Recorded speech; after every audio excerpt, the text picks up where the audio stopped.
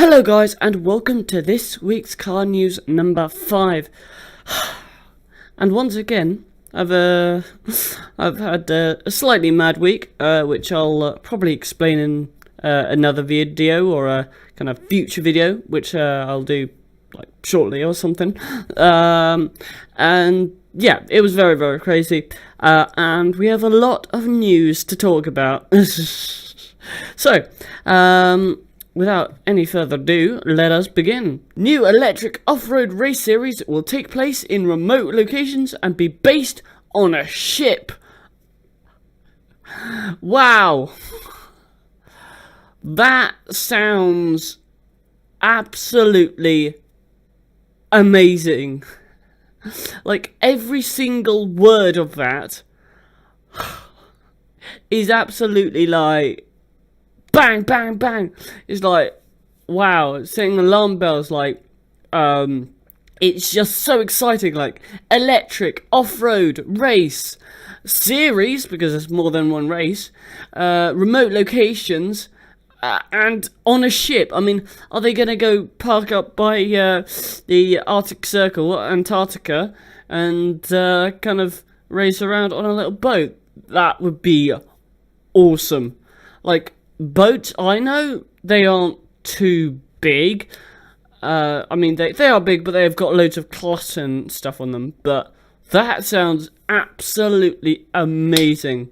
So, let's read up a little bit about this. So, starting in 2021, Extreme E, not Formula E, Extreme, so we've got Extreme E, Extreme Electric, will visit some of the most remote areas of the globe. It's a flat earth, actually, so get it right. With drivers racing against each other in electric race spec SUVs.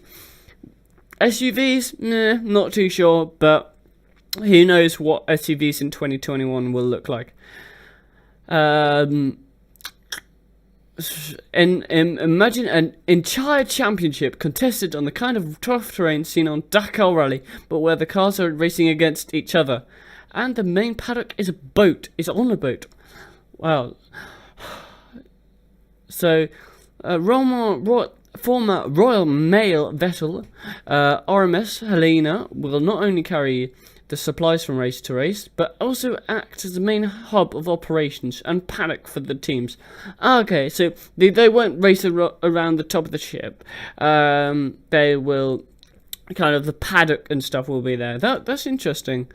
So XC hopes to have 12 teams ready for this first season in 2021, each fielding one car, with the hope that manufacturers want to get involved. So yeah, batteries and chassis will be spec parts, with teams able to develop their own bodywork and pattern. So bodywork, that basically means that the teams are free to create whatever crazy SUV they want, which I have never seen before. Well, not really, at least. I mean, there's GT3, there's WEC, there's stuff like that, yes. But in kind of Formula, like Formula E, Formula 1 and stuff, it's all just like, here, have a shell of a car, do whatever you want to the wings. But they are able to create their own bodyworks. Like, literally, you could have a Batmobile SUV. Ah, amazing. So there's 5 rounds planned for the inaugural season. So the Amazon, Arctic, wow, Himalayas, and islands in the Indian Ocean, and Sahara Desert. Oh my gosh. This is going to be absolutely insane. Oh, I'm loving this. So, it's 2019 now. 2020 is next year. And then 2020... That's only 2 years. I mean, 2012 was further in the past than this, if that makes any sort of sense. So, this is in 2 years, and 2012 was 5 or 6 years ago. Anyway, I am... There's a bit of writing there. I am going to see this video in a second, but... it won't be a simple time rally. The competitors will be divided into 2 groups of 6 with racers competing against each other directly across short stages. And then top 4 for each group will go through the knockout phase. So by the time I can actually, by the time that this comes out, I'll be able to drive a car. I'll be probably racing in the Extreme E series or something.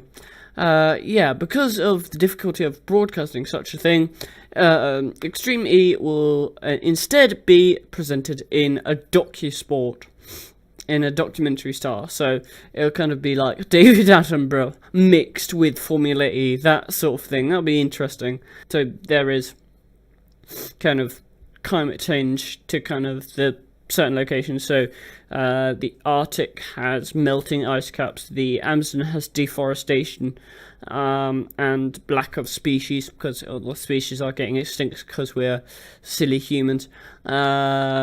What else? The Himalayas, I'm not sure. And Indian Ocean, islands in the Indian Ocean, they are being polluted by kind of water and plastic in the ocean, choking and stuff. And Sahara Desert, it's global warming. So, global climate change and stuff. Yeah, and it is a shame that we have to wait 2 years, but those 2 years will be like, we have to plan it. I mean, I'm glad they're waiting 2 years, because if they don't wait 2 years, then you kind of have to, I don't know, you have to rush it and stuff. So I'm glad they're taking 2 years to plan this out thoroughly and making sure that everything's fine, instead of rushing. And then who knows, by then, Fernando might be looking for another racing discipline to be successful in. Platinum Motorstorm Pacific Rift. Sorry. So, let's have a look. What is this all about? Extreme Sunrise. What we do now and in the next few years will profoundly affect the next few thousand years, with all the global warming and the disasters and nuclear bombs and stuff. And global warming, climate change, and this and that. It's all just going a little bit wrong, deforestation, but that's exactly what that quote means. Sir David Attenborough. Planet Earth. That is a fake photo, because the Earth is obviously flat. Planet Earth. 4.5 billion years old. Wow. That is very old. Beautiful, diverse, at risk. Yes. Yeah, the Earth is like a ticking time bomb, and eventually it'll go off and everyone will be dead and everything will explode. Advised to limit their time outdoors. Look over my shoulder at what's being called a superstorm tonight. No, this is all climate change and rising sea levels and all the shit we're doing to our planet, because some of them are natural disasters, yes, but some of them are triggered by our own actions. Already been evacuated And we begin with a wildfire alert. Absolutely horrific. NASA scientists have proven that 17 of the 18 warmest years on record have occurred since 2001. Precisely about global climate change and global warming. Scientific evidence for the warming of the climate system is unequivocal. We are now at a pivotal moment in history. We are the last generation of the human race that can still prevent catastrophic climate change and species extinction. Wow, that kind of scares me, that I'm the last sort of generation that can stop this. Yeah, that kind of scares me. I don't really feel like the smartest. I don't feel like, oh, I'm gonna change the world and stuff, but I might. Reducing our reliance on fossil fuels and transitioning to clean energy sources is one of the most impactful ethical choices we can make.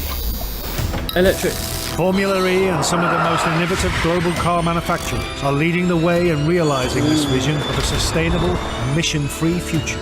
And now, this same team has developed a groundbreaking and truly epic global mission for our threatened times. Extreme E. Here we go. Extreme E is a Whoa, look at that! Wow, those look pretty awesome. I mean, I'd love to race in a SUV that looks like that. Pioneering all-electric race series that will showcase electric vehicles being pushed to their limits in the world's most extreme environments. Lovely. Racing Amazon, because of, deforestation. through already damaged ecosystems. Plastic. This expeditionary series will bring us face to face with the consequences of the climate crisis and mankind's impact on the planet. Base camp for this mission will be the St. Helena, an iconic former postal ship, now reconstituted as cargo vessel, scientific research hub, and race headquarters. That's cool. So, like, all the cars and all the equipment and everything will be on this boat, and you can just walk around the boat and stuff, and have a look, and that would be really awesome. I really like that idea.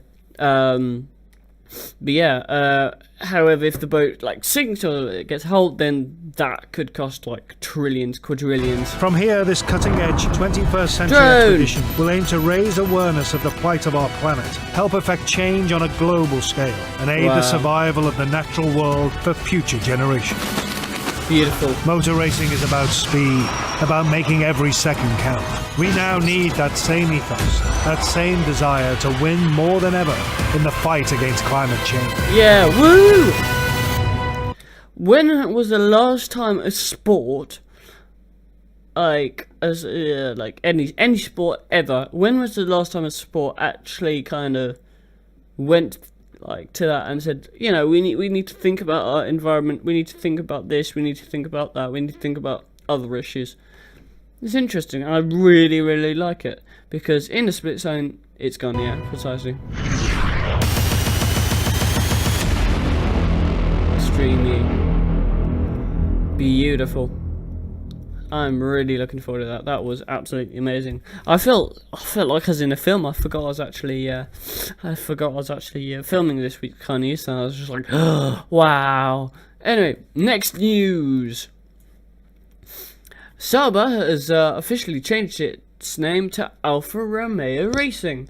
Not a huge deal, but interesting deal, because we've had Racing Point change from Force India to Racing Point, which I've seen Formula 1 since the days of Force India. Like, you know, I've been watching from 2011, 10, 11, 12, all the way up to the present day.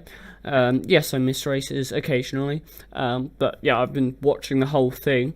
And we've had Haas, kind of join. We've had, as I said, for the third time, Force India to change to Racing Point, and now Sauber is turned to Alpha. Now, the reason why it isn't technically a big deal is because in the back of the Sauber, last year's Sauber, it was an Alfa Romeo engine. So it was pretty much Alfa Romeo racing team anyway. But Alfa Romeo Racing does have kind of a nice, a nice sound to it, ring to it. But yeah, you can see that it was pretty much an Alfa Romeo Racing sponsored car anyway, so not really much news there. Next news, we're flying today. So, fined for no lanyard and 16 other penalties from the Santiago E-Prix. So, we're still staying on Formula E. So, let's have a look at some of these interesting penalties. So, it says there were a ton of penalties during last weekend's Formula E race in Santiago, but what exactly were they for? So, let's have a look. So, on Friday, they had battery software installation guideline issues. That's a bit lengthy. Yeah, that's a bit lengthy. And the battery is stating that it has a different amount of power to that which it actually has. Well, is that the team's fault? Might be just a technical fault. Saturday, 13 penalties. So Saturday actually started bright and early with a £500 fine to Andretti for a mechanic working on Sims' car without wearing their pit staff pass after shakedown. Can you just imagine, like, you're working on your car, la-di-da-di-da, you've left your lanyard at home or it's sitting on the counter or whatnot, and then someone goes up to you and says, "Oh, can I have 500 quid, please? Or $500, please? You ain't wearing your lanyard." Oh, crap, I left it at home. Oh, no, crap. It's an interesting one. But I know why they do it, because lanyards kind of tell the media, or no, not the media, but the officials, yeah. They tell the officials, I'm here on this team. I'm allowed to be working on this car. I'm qualified. I have employed with this team. Because if they didn't have a lanyard, then literally anyone wearing Andretti sponsored clothing could walk into that garage and do something to their car. But yeah, it makes sense. But it's an interesting one. These things are never really talked about. So it says, yeah, only a certain number of authorised staff were allowed to work on Formula E cars during the race weekend, and that's indicated by wearing a particular type pass, so someone like me can't go up and poke the cars, basically. Yeah, precisely exactly that, what I was just saying. It was almost certainly an innocent mistake, yeah. I actually kept taking my own lanyard off in the media centre because it's hot. This thick fabric felt like a scarf. Ah, okay. That makes sense. I mean, at least he explains it himself. At least he wasn't going like, yeah, well, I don't want to wear it because I'm a rebel and I'm showing how silly these rules are. No, he was just saying, yeah, it's getting hot. So then someone else in this garage worked on the back of the garage data computer without the right pass after FB1, which sent them another $1,500 bank transfer to the FIA. Well, the FIA are getting really rich now. That'll be great. All right, yeah, he's not wearing a lanyard. Fire him! Fire lasers at everyone who does something wrong. Oh, he did not specify what team he works at. He swore. He said a bad word. And then, yep, so then there's cutting the chicane, which is corner cutting. And then, interestingly, Lucas de Grassi, after taking an extraordinary pole position by more than half a second over Sebastian Buemi, Lucas de Grassi was completely disqualified from this whole session, which put him right to the back of the grid. And this reason sounded abstract. He used his brakes too much on his in-lap from his group qualifying. Too much? What is too much? What is too much braking? I mean, for goodness sake. Oh shit, oh no, I've used too much braking. Slam into the wall. Maybe that's why there was a crash in the Formula E. Like, oh shit, I don't want to use my brakes. Oh dear, using too much braking. Braking slows you down. You need a lot of braking. Oh no, too much braking. Oh god, I'm just gonna brake. Oh, that explains Pastor Maldonado. He was scared of the brake. That explains Roman Grosjean on the big pilot thing. It's a brake pedal. Oh god, I don't want to brake too much. Okay. That explains my several crashes that I've had in my iRacing career. It's a brake pedal. I don't want to brake too much. Oh dear. Dear. Yeah, it's possibly because drivers are trying to keep their tyres extremely hot to change which pressure measurement they'd have to comply with. So actually is a big sporting implication. Softer the tyres, the faster you can go. And Degrassi was the only driver not found to comply with it. So whether he was cheating or was just completely innocent, I don't know. I don't want to say. And then someone used too much power, electric power. So you can say like, I want to use 150 watts. I want to use 200 watts. I want to use this X amount of watts. And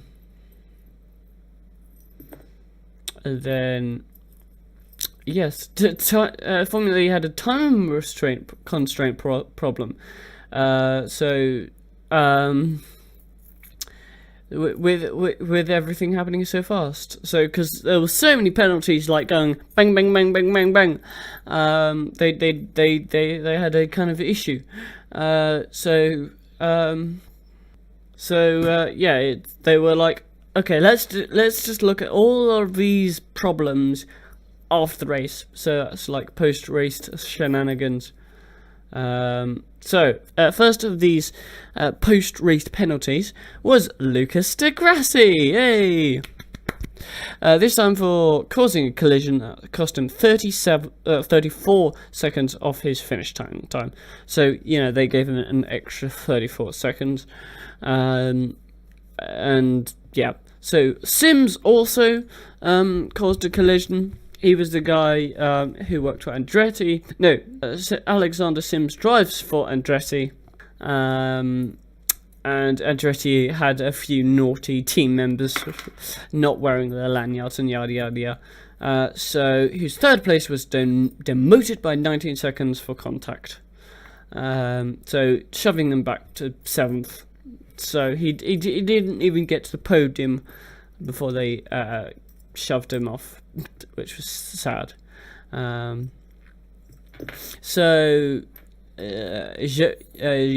Jose Maria Lopez was booked for excessive power usage, which, overpower, too much power. And then Andre Lotterer, 5 seconds penalty for a bad move under yellow flag conditions, so he overtook under the yellow flag. Very nice.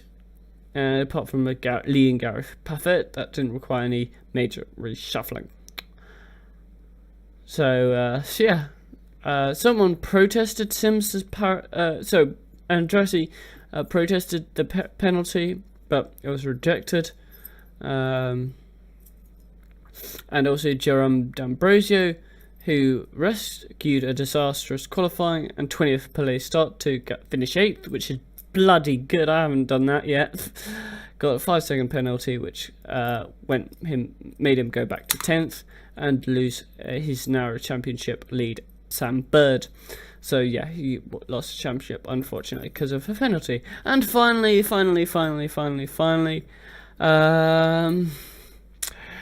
Jean-Eric Verne got booked for the same offence as D'Ambrosio. Not reducing enough speed under full course yellow or yellow flags, although he didn't finish race, had no final effect. So they penalised him even though he didn't finish race, which makes no sense. And there was also Sam Bird, who was under investigation for having an underweight car.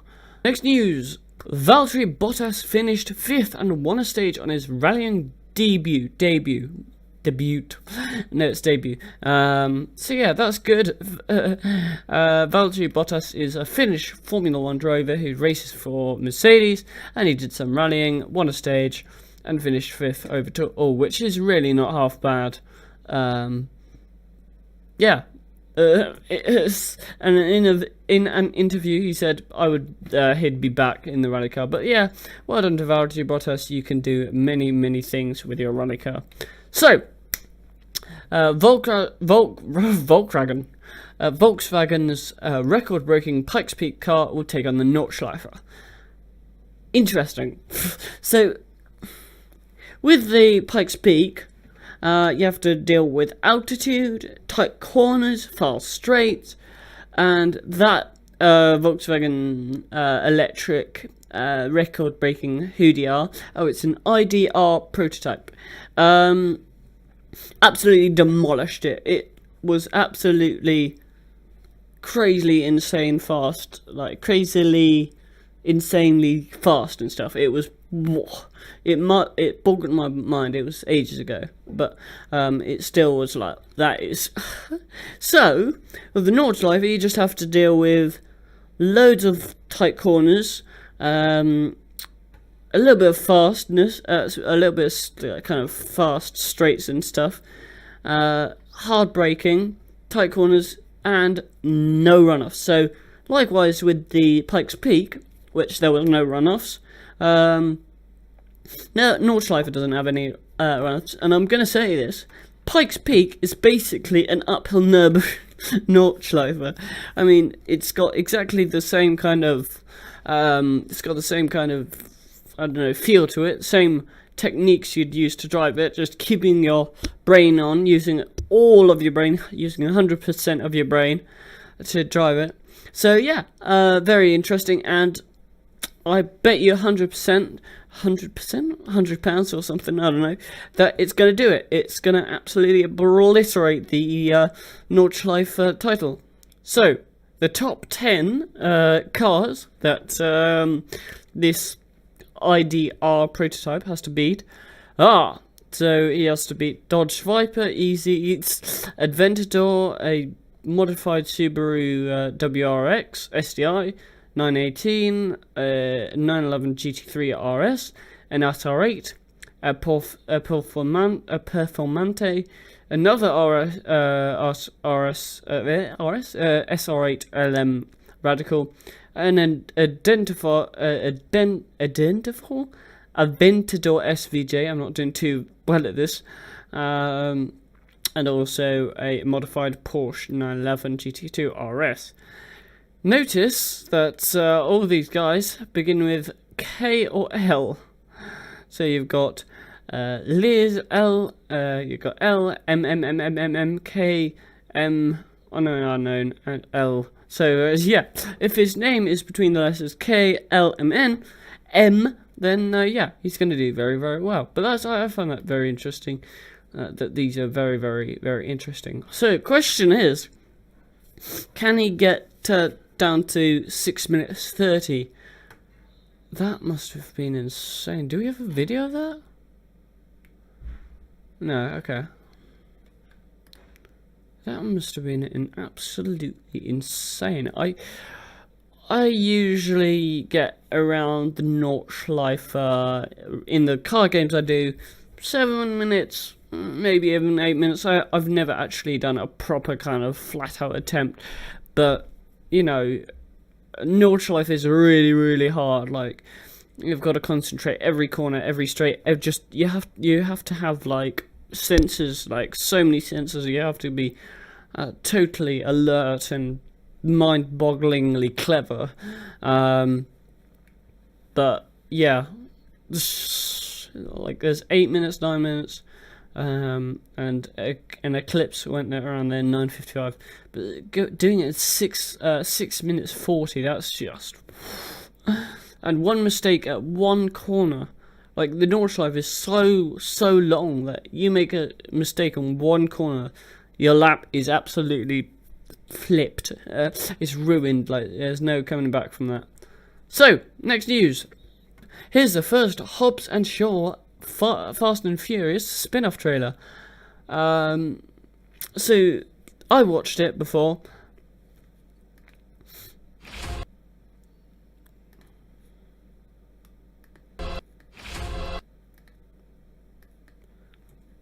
So here's the first Hobbs and Shaw Fast and Furious spin-off trailer. Cool. So, here's the first Hobbs and Shaw Fast and Furious spin-off trailer. Right, this is probably going to be copyrighted music, but we've immediately got a beautiful night skyline of London. Tick that box instantly.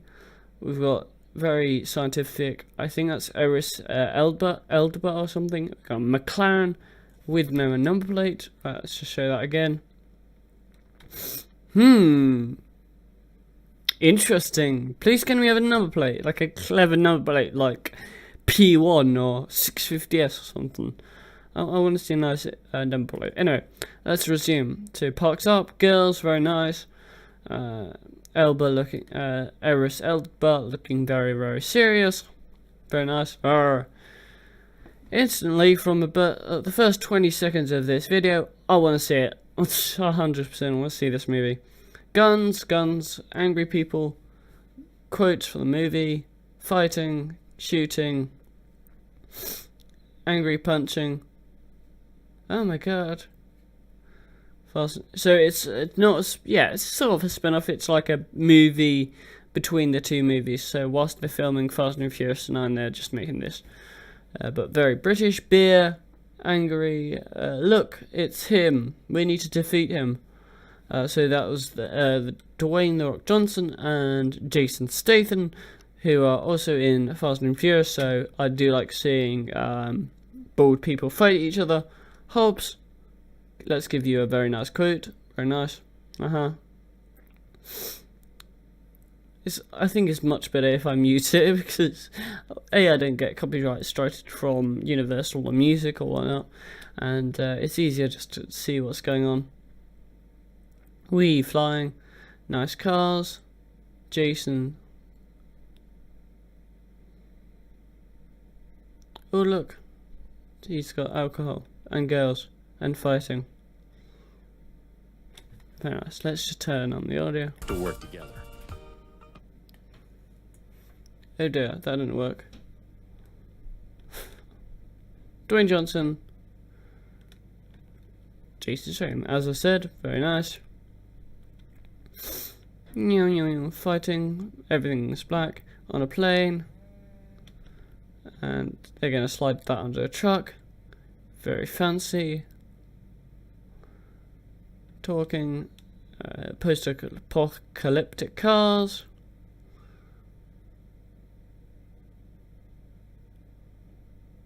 Eris Elba. Fighting, we smash. This summer. Blowtorches, explodey thingies, women running, shooting, helicopters, flying vehicles. It's basically a Bond or Fast and Furious movie. It's basically Fast and Furious 9 experiment. So yeah, but it looks good. Yeah, very exciting. Bye bye. And he just goes in the very, very fast elevator whilst they're all running down. Very nice. That's a race I want to see. Yeah, shoot. It's bulletproof glass. And then, oh no. Wonder what he's going to say. Wonder what he said then. But yeah, but it's bulletproof glass and very nice. Hobbs and Shaw. Very nice. F11. So that's that. I'm not going to read it because we've literally just reviewed the trailer. Yeah, and it'll be released on 2nd of August. Very, very nice. So Volkswagen's electric dune buggy really is happening, and it looks freaking adorable. Look at it. I want to hug it. It's just like, oh, look at it. You could cradle it in your arms and say, "Hey, are you okay?" Oh man. Oh, look how cute it looks. Oh, that's adorable. Oh, I need to buy one of them. That looks adorable. And it really is happening. That's very, very lovely. I love it. It's adorable. I don't know when it's coming, but it's coming. It's happening. Next news. This Lark-style McLaren 720S resurrects a famous pink racing livery. I don't know what livery that pink racing livery is, but that looks hot, like hot pink. I love that. That looks kind of sleek. I like it a lot. And it's called 720S GT3. Very nice. Ah, okay. It's so Lark is the actual brand. Okay. Lark-style. Yeah. Okay. I mean, that's a bit kind of brighter, and that's a bit more red-y, if you will. But yeah, very nice. I like that. Next news, let's move on. I've got to start hiding my Facebook thing, otherwise you're going to find me. The two-door Range Rover SV Coupe has been canned. That's marvellous news. That's very, very, very good indeed. I'm actually so glad it's been cancelled. I mean, it looks... I dread to think of the person who drives this. Like, I know they're turning... sports car companies are making SUVs now and 4x4s and stuff, but it should not be the other way around. 4x4s are turning into sports cars or two-door cars. Does not work. Oh, I'm just trying to think of soccer mums driving this. And it's like, I've got a sports car. Oh my god, look at me. My child is so cool and great at soccer. Oh my word, look at me. I am the queen. It just looks wrong. But yeah, I am so glad that it won't. So the Range Rover SV Coupe will not proceed into production, which is absolutely brilliant. I'm so glad because no, it doesn't work. Right, on the subject of SUVs and 4x4s, a Bugatti SUV is definitely not happening, says CEO. Good! That's what we want to hear. A car company, a supercar company, making very, very beautiful, fast, elegant supercars like Lamborghini, Ferrari, McLaren, yada. Them not making SUVs, like, that is brilliant news. So Chiron, Bugatti can focus on all their upcoming supercars that can go even faster than the Chiron. Marvellous, that's what I want to hear. So yeah, they're focusing on that, which is, good. Saying such a car isn't fit to wear the badge. Precisely. Good. Well, why didn't Lamborghini and Ferrari and yada listen to that? It doesn't fit the badge. I mean, I know the Lamborghini made the LM 2002, and that was quite quirky and a little bit disgusting to look at. But Ferrari has never made an SUV, and neither did Bentley, and now they've made the Bentley Eiger, and everyone's going like SUVs and stuff. So I am glad we at least have Bugatti sticking to the supercar theme. That's very, very good indeed. So, self-driving cars could project lines to warn pedestrians. That is very, very good, adorable, and... That's very, very cute, adorable, and very, very good indeed. I don't know why I said cute and adorable. It isn't. It's probably cute because they actually care for pedestrians instead of running into them or whatnot. But, drawing lines on the pavement say, "Don't drive here! Oh, I'm an insensitive... I'm a sensitive little sausage cake. And I can't see you," or whatnot. But, yeah, that's always good. So it's Jaguar Land Rover, show how lines projected on the road ahead of a car could warn pedestrians of its intended direction. So yeah, as you can see, it wants to go right. Yeah, it wants to go right, and then it kind of, the pedestrians see that and be like, it's coming towards us, and it's self-driving. Let's stay on the pavement this time. But people jaywalk and walk on the road anyway, so there are still going to be incidents. This isn't the cure to cancer, if you will, or this isn't a life-saving solution, but it will definitely help. And with autonomous cars imminent to taking over, it's a very, very nice step to see them. But as you can see here, that's kind of like, don't walk in my sensitive zones. But that's a very, very interesting, whatever you call it, interesting car. Yeah, that's cool. That's very, very nice. I like that a lot. Next news. This is our first look. So this is our first look at the production Honda Urban EV. I think I covered something like this earlier in another episode of this week's car news or something. Because, oh yeah, it was that really cute little thing. And it's still cute. Yes. So that was the one we saw on the top 10 countdown or something. And it's still cute, it's still adorable. A little bit less so, but still very cute, and I am really looking forward to that one coming out. So, next news. Right, Alonso has a new trophy in his cabinet after... Right, Alonso has a new trophy in his cabinet following a soaking Daytona 24. So, Alonso wins the Daytona 24 Hours, which is good because everyone loves Alonso because he does Formula 1 and now World Endurance. So, you know, seeing Alonso everywhere is like, which is really good. So, yeah, congratulations for him winning the 24 Hours of Daytona. I just saw the crashes and fails because I have no life and I'm sad. Yeah,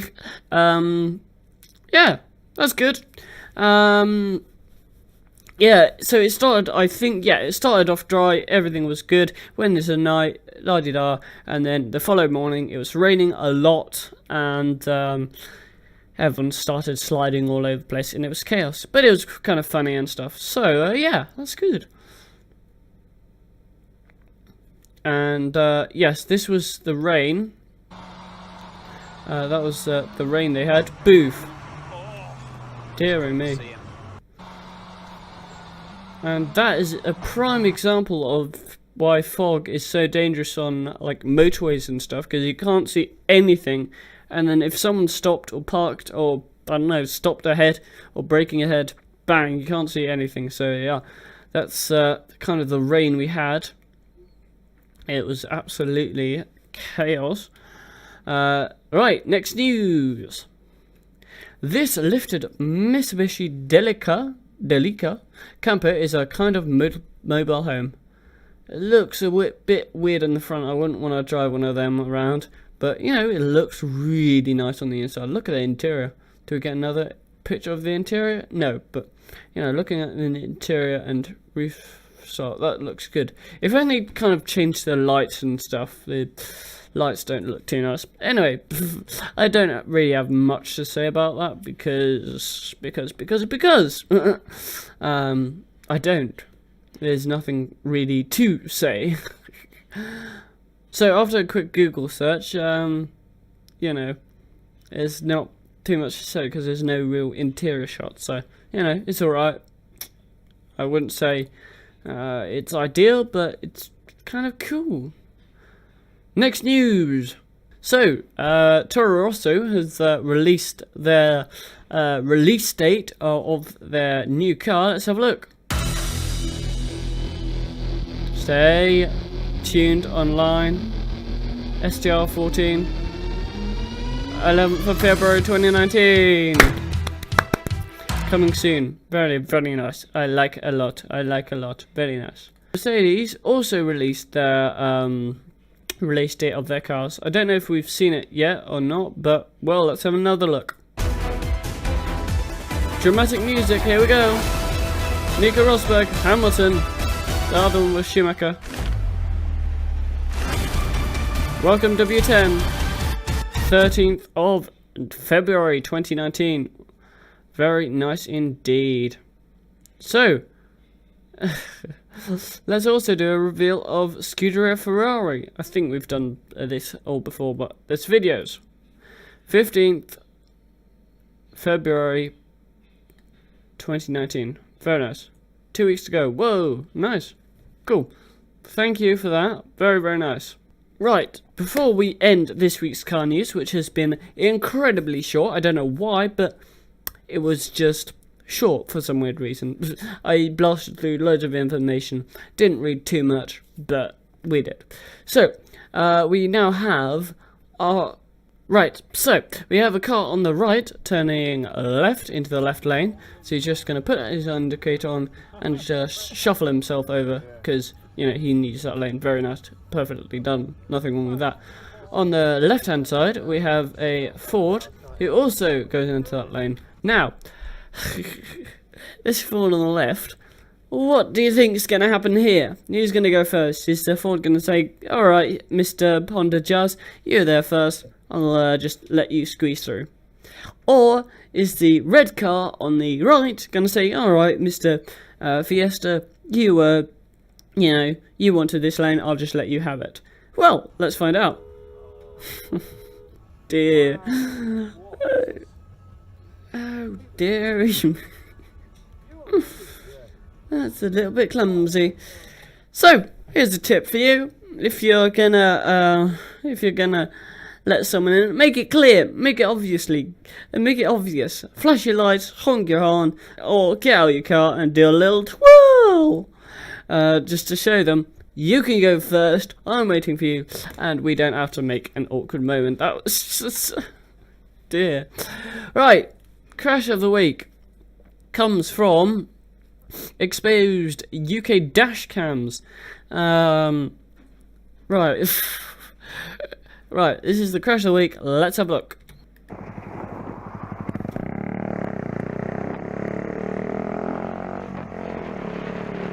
Don't go. Oh dear. Oh dear, that looks serious. I mean, my mum said quite a fair few accidents on motorcycles and stuff. And cars hitting her and her falling off and being out, and it's a horrible experience. So this motorbike, if we slow it down a bit, he pulls out of this traffic. He wants to overtake a bit. He doesn't. You can't see a junction on there, so there's no indication that there's a junction there whatsoever. And he's just riding along, all calm, normal day, perfectly fine. And then he sees this car, and this motorbike, from there, I don't know, I think the motorbike would be slightly hidden. But now look, he's in totally clear view, like, that van is gone. Like, look how, so he's going to overtake that van there, absolutely, 1, 2, 3, and gone. That van is there, you can see the motorbike. So that van, because he's on a side road, he should wait. He should totally wait and just stay there. But I don't know what goes through his mind. Like, even now, you can see that motorbike, you're stopped. You need to actually press on your accelerator and actively head towards the motorbike. And this motorbike is on the right hand side of the road. He is nowhere near you, and you're still gonna just pull out on him. And dear, and it's just the small, well, not smallest, but he just clips in with the other side of his car, and unfortunately one of these plastic bollards are going to be victimized again. And he does a good job of staying on his motorbike for a little bit, but you know, his leg would have been exactly there, like where that car hit. His leg is going to be exactly there, and then, you know, he's going to be flicked up by the curve. So he hits his head on the plastic thing, and oh dearie me, there's a metal post there as well. So through the, oh, did he miss it? I don't know. So there's the metal thing, and his head goes through the it's going past the plastic thing, so he's very, very lucky not to, or might be very, very unlucky to hit his head on that metal post, and then it falls on the ground. That's a horrible accident. Not wearing full leathers and stuff, so very, very nasty there. Anyway, that was our car news of the week, except from one last thing. I usually put the crash of the week right at the end, so people just like click off the video. at the beginning, so they don't have to see this. But you know, there's one last thing, which is the Australian Grand Prix has uploaded another video. Let's have a little look at it together. Right, so here we are in the video. I've hidden all my contacts and stuff because I don't want you to see that. Right, so let's go. Tires, metal, truck. We've lost quality. Today's a real milestone for us. We've currently delivered concrete barriers that have come from the Tottenham storage yard. This is a sizable logistical part of our build, which includes 3,500 barriers coming to site over the next 7 weeks. Very nice. So when you see like the Australian Grand Prix and street trucks, they have like all those concrete barriers lining the circuit. That's these bad boys. That's these things. It's very nice. Which I find I find very interesting, however, is that they have both European style trucks and also American style trucks. So you know, that's exciting for Australians. My job here is to bring in the barriers for the Grand Prix. Woo, Rolex! Pretty exciting. We got to bring in the first loads today.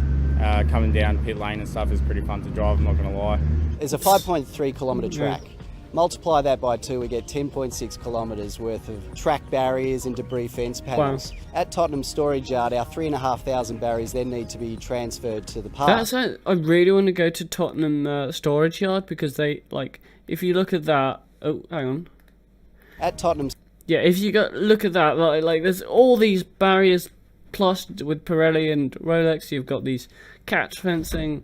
That looks like a really exciting place to go and see some storage barriers. Yard, our 3,500 barriers then need to be transferred to the park. Now that equates to approximately 700 semi-trailers over the course of the next 7 weeks. It's a sizable feat. There's only one. Wow. Cool. I like that. Cool. Like 700 trucks over X amount of days. That is crazy. But yeah, that was crazy, but it is what it is. Anyway, thank you so much for watching, everybody. Like, comment, subscribe, comment whatever you want. Not naughty, nice, I don't care. And I'll see you probably in the next video. Bye bye.